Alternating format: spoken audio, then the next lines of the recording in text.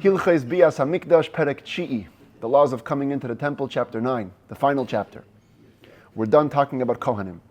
Talked about all the kinds of problematic Kohanim coming into the Beis Hamikdash. The last chapter deals with non-Kohanim.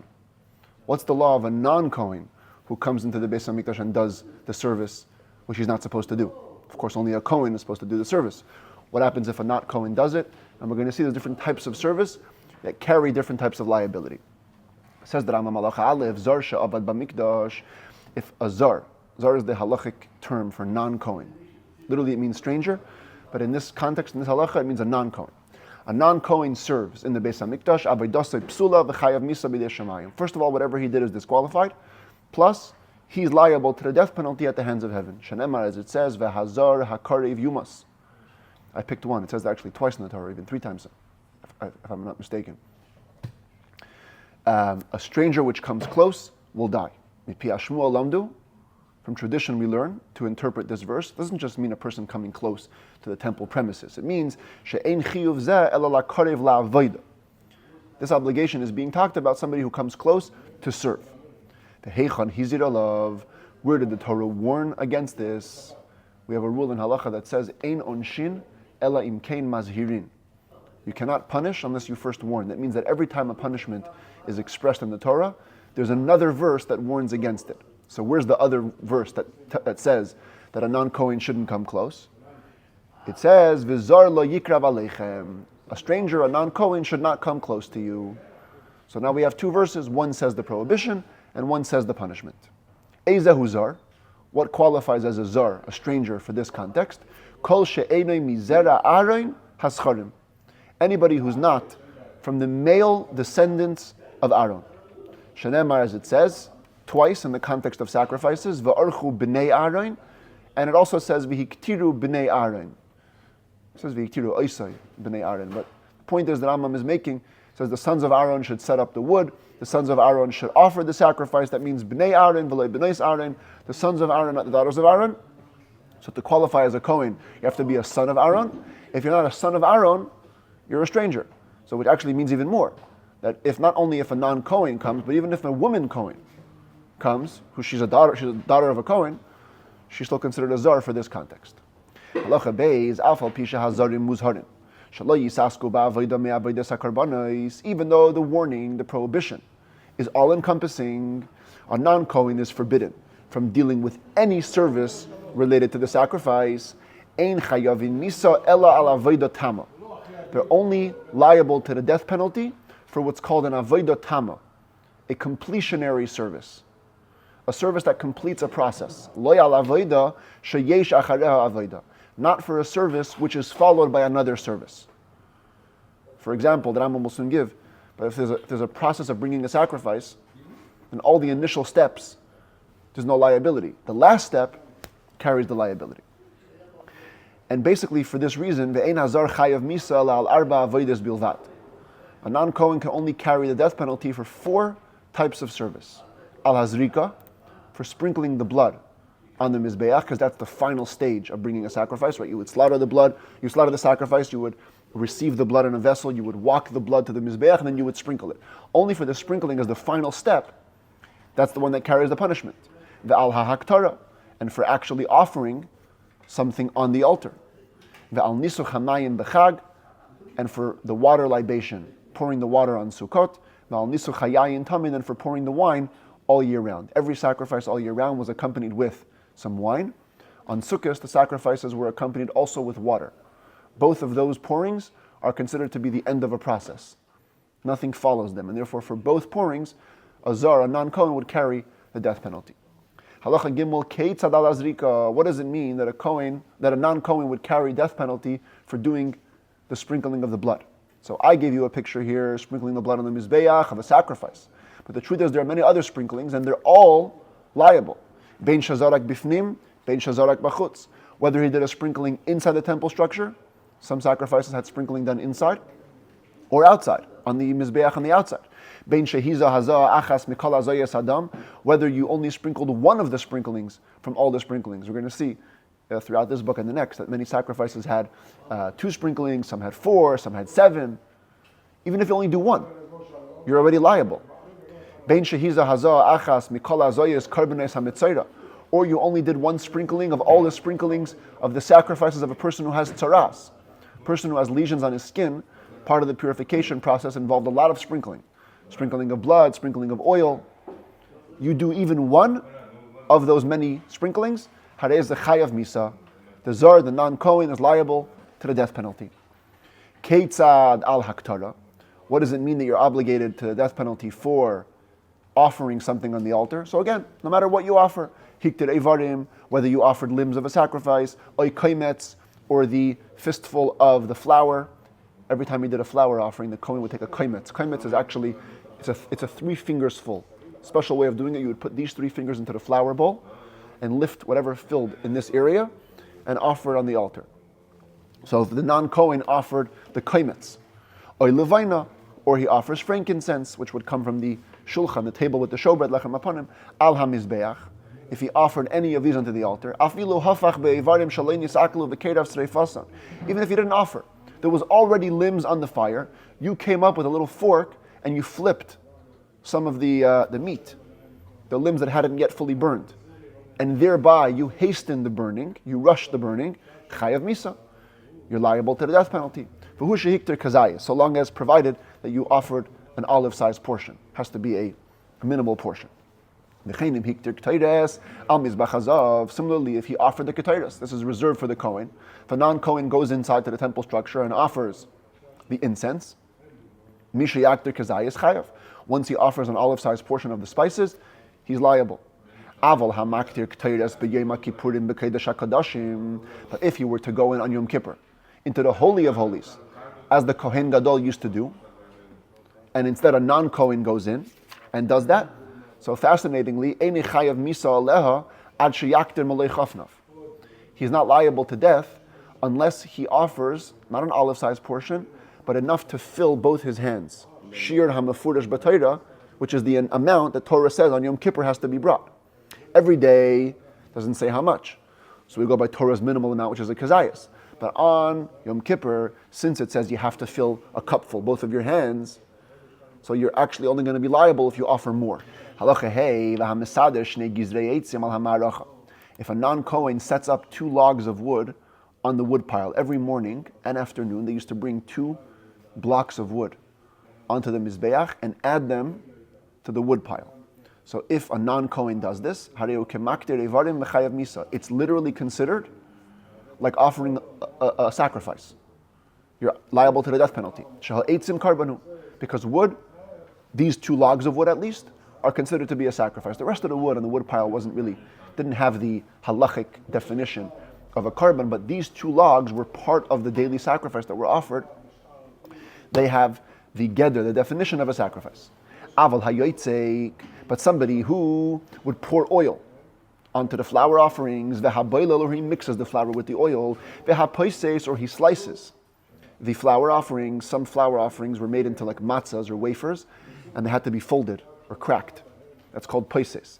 V'hamoileach, or somebody who salts the sacrifices. V'hameinif, for somebody who waves the sacrifices. V'hamagish, or somebody who brings close. Part of the bringing of the flour offering was to bring it and put it next to the mizbeach.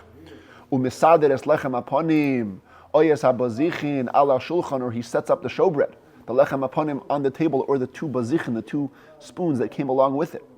V'hameitiv es haneireh, somebody prepares or lights the menorah's lights. The hamatzis eish b'mizbeach, or he sets fire to the wood on the mizbeach. The hakaimetz, or he does the kmitza service for the flour offering. B'hamikabel damim, or he receives the blood of a slaughtered sacrifice.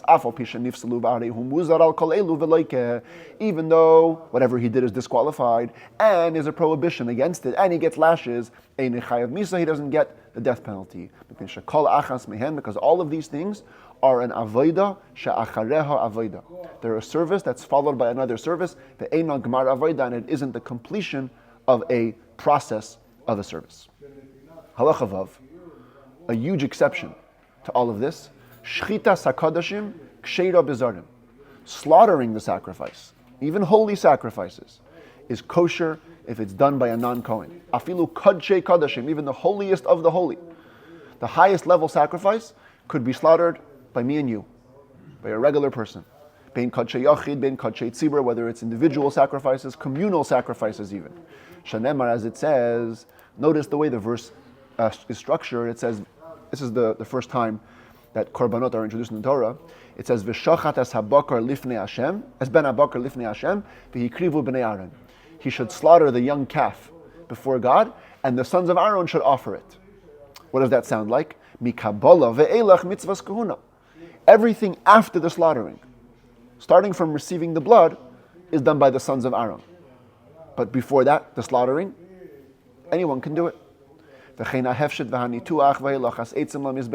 Skinning a sacrifice, cutting up the sacrifice into pieces to prepare it to be offered, bringing the wood, not the two logs, the two special logs, other wood for the wood pile to the mizbeach. Ksheira bezarim is all kosher to be done by a non-Kohen. As it says, it says by the limbs. V'hiktir hakohen es hakoil hamizbecha. The Kohen needs to offer the entire thing on the mizbeach. Zu halachas evarim lakevesh. That means bringing the limbs to the ramp of the mizbeach. Only bringing the limbs requires a Kohen, not bringing wood. Halacha Zayin, a halacha that Rabbi used to talk about constantly. Lighting the menorah could be done by a non-Kohen. Now, how could a non-Kohen do that? A non-Kohen can't go in to the temple structure where the menorah is. Says the Rambam, will give you a scenario. Lefichach, therefore, im heitiv hakoyen haneres. If the Kohen prepared the lamps, v'hoitzion lachutz, and he carried the menorah outside, mutar lezar lahadlikan. A non-Kohen can light them outside the Beis Hamikdash. Talmud gives another scenario. You give the guy a super, super long lighter. The menorah was sitting inside the holy area. If you give him a super, super, super, maybe 50, 100, 200 feet long stick, he can hold it from the outside where he's allowed to be and light the menorah. Even though the first time the menorah was lit, it says that Aaron has to light it, that might have only been the first time. To kind of start off the menorah, you want to have a Kohen, but after that, anybody can do it. And the Rebbe would learn from here, it says in Mishlei, Ner Hashem Nishmat Adam. Our soul is God's candle. Anybody can light a candle. People think only a rabbi can light a candle, only a big Kohen can light a candle. I can't influence my friend, I can't light his candle. No. Even a non-Kohen, even somebody that's not special, can be the one to light somebody else's soul, somebody else's candle on fire. Halacha ches, haramas hadeshen sricha kohen. The removal of the ashes every day needs to be done by a Kohen. You can see it over here. In the middle of the Mizbeach, there was a massive ash pile that would accumulate from all the offerings of the day. And every morning, there was a special service to remove a shovelful. Not the whole pile, just one shovelful to remove it from the Mizbeach. Ultimately, every couple of weeks, they would take off the whole pile. But the service every day was to remove a shovelful of ashes. That has to be done by a Kohen. Shanemar, as it says, the lavash hakohen midoivat. The Kohen needs to put on his clothing of linen. Here's the Kohen carrying off the pan, the shovelful full of the ashes. So this had to be a Kohen. If a Jew, a regular Jew, did this lifting, did this removal, like he gets lashes, but he doesn't get the death penalty. Even though it's not followed by any service, it's the end of a process. And we said before that for an avodah tama, for a completionary service, you get death penalty. Why not over here? Shanemar, because it says avodas matana. This is a very interesting exegesis here. The Torah says, avodas matana etenes keunaschem. Hashem promised the Kohanim, I'm giving you your priesthood as a gift, service of a gift. But the word matana can also mean placing. Placing interprets avodas matana hu shatia b'koyin levade.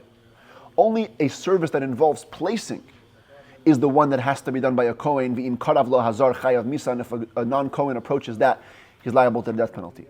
Aval avodas siluk, but a service that involves only removal, no placement, ein chayavin alei misa. A zar is not obligated or liable to the death penalty.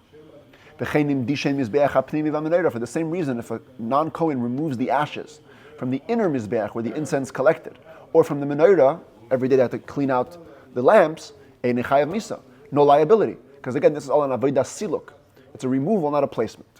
Halacha tes, sider hamaracha, if, for example, a non-Kohen would set up the wood pile, it was set up in a very special way, and so we said that whatever he did is disqualified, perka, you have to undo it, and and the Kohen has to reset it.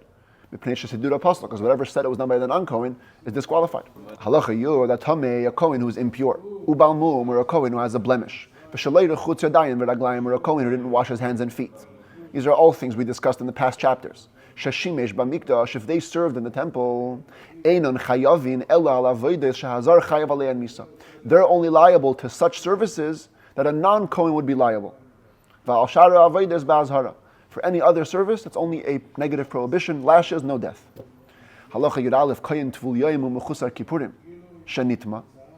What if there's a Kohen who had immersed in the daytime, he was waiting for the sun to set, or the sun already set, he's waiting to bring a sacrifice, and then he becomes impure, again, another impurity, V'Harehu Mechusar Begadim V'Shaleiru Chutz Yadayim V'Raglayim, and he's also not wearing enough clothing, and he also didn't wash his hands and feet. So he has a number of problems moving for him right now. V'ava, then he serves. Chayav al kol echad ve'echad. He's liable for each one. He immersed that day, he's a tvul yoyim, he's mechusar kippurim, he's now tamei, he's missing clothing, he didn't wash his hands and feet, he's got 5 liabilities. But if he was a non-Kohen, that's the baseline. You're only obligated once for being a non-Kohen. I don't care if you have other problems. Bottom line is you're not fit to serve. Halacha Yud Beis Zar Shashimish b'Shabbos. If a non-Kohen would do a service on Shabbos, so he did 2 things wrong. Because if a Kohen does the service on Shabbos, it's a mitzvah. But if a non-Kohen does the service on Shabbos, it's 2 averas. He violates Shabbos and he's the non-Kohen. Chayav mishum Shabbos mishum zaros. You're liable on 2 counts, for violating Shabbos and for being a non-Kohen. V'chein bal mum shashimish b'tumah. So too, if a person with a blemish was also impure and serves, chayav mishum tuma mishum balmum, liable on 2 counts, impure and a blemish. Halacha Yud Gimel kol kohen she'avad avodah zara. Any Kohen that ever served idols in his life, bein b'mezid, bein b'shegig, whether on purpose or by mistake, afal pi shechazar b'tshuva gemura, even if he did a complete tshuva, harei ze lo yeshamish b'mikdash lo'olam. Never again can you serve in the temple. Shenemar, as it says, talking about people who served idols, v'lo yigshu elai lechahin li. They shall not come close to me to service me. Doesn't matter. Now, what qualifies as serving an idol? Says the Rambam, echad ha'ovedesa b'sheiros, whether you actually served it in a service manner. You became a priest, serving in its temple. Or you bowed to it, or you simply admitted, acknowledged its power, accepted it upon yourself as a god. You're disqualified from serving in the temple forever. If you went against the law, transgressed, and offered a sacrifice after serving idols, the sacrifice that he brought doesn't create the pleasant smell that Hashem wants from every sacrifice. Again, even though you were inadvertent, when you served the idol or you bowed to it or you acknowledged it, doesn't matter. But if all you did was slaughter a sacrifice to an idol, and it was inadvertent, if he transgresses and offers a sacrifice in the Beis Hamikdash, it has a pleasant aroma and it's going to be accepted by Hashem. Because you never served or became a priest to the idol, you only slaughtered a sacrifice and you're inadvertent. Even so, you still shouldn't serve. Halacha Yudalid, Misha Avar v'asa bayis chutz lamikdash lahakriv by karbanis lashem. What if somebody, he didn't serve an idol, he just transgressed and he made a home for Hashem outside the Beis Hamikdash, which is not allowed. It's forbidden to make another place. But he made a house to offer sacrifices to Hashem. Einoi kebeis avodah zara. It doesn't have the law of idol worship. By the way, this happened. This was called the Temple of Chonyo. In the Second Temple times, one of the Kohen Gadol's name was Shimon HaTzadik. He had a son, Chonyo, younger son, and he said, I want my son Chonyo to serve when I pass away. And he passed away, and he had an older son, his name was Shimi, who was very jealous.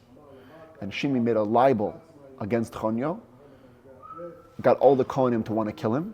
Chonyo ran away, Talmud says, to Alexandria, and he built a little temple to imitate the Beis Hamikdash.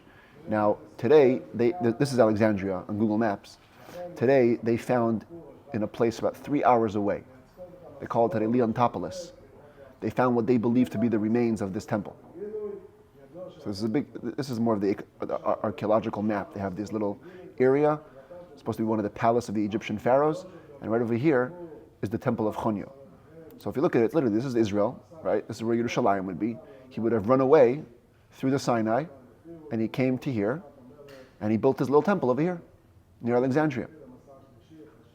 The Rambam doesn't name this one, that's the one given in the Talmud.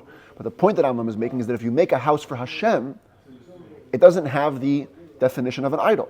Nevertheless, any Kohen who served in such a home shouldn't serve ever in the Holy Temple. Any utensils or vessels that were used in such a temple shouldn't be used in the Holy Temple. They should be buried. It seems to me that it's much more lenient. If a Kohen who served in that temple, which was made for Hashem, and he goes and serves, even though he shouldn't have, in the Holy Temple, what he does is not disqualified. Halacha Tezvav Nimtzu. At the end of these 9 chapters, we can now summarize and we can say, Kol ha'psulim la'avoda shmeina asar. There are 18 people that are disqualified from serving in the temple. The Elohin, and they are, number 1, ha'oived avodah zara, anybody that serves an idol. Hazar, a non-Kohen. Balmum, a person with a blemish. Ha'adol, uncircumcised Kohen. Hatame, an impure Kohen. Tuvul Yom, a Kohen who immersed, waiting for sunset. Mechusar Kippurim, a Kohen who already had sunset, waiting to bring a sacrifice. Ha'ainin, a Kohen in deep mourning. Hashikar, drunk. Mechusar Begadim, missing clothing. Yeser Begadim, extra clothing. Prum Begadim, torn clothing. Pru Aroish, long hair.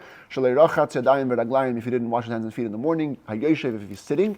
Misha Yesh Ben Yadoyu Ben Akli Davar Chaytzet, somebody has something intervening between his hand and the vessel he's holding. Misha Yesh Ben Ragli Ben Haaretz Davar Chaytzet, if there's an intervening substance between his foot and the floor. Misha Avad Bismaile, if he served with his left hand. Kol Elu Psulun Avoda, all these 18 people are disqualified from serving. V'im Avdu Chilulu, and if they did, they've disqualified, desecrated the service. Chutz Mipru Aroish Ukru Abgadim V'Hasheichet La'avodah Zara B'Sheigeg, except for 3 people: grown long hair, torn clothing, or slaughtered to an idol inadvertently. Sheim Avdu Avodasan Ksheira, that if they did serve, their avodah is kosher. Brich Rachamana Desayan, blessed is Hashem, who grants us assistance, Mazel Tov, for completing the set of laws about coming into the Beis Hamikdash.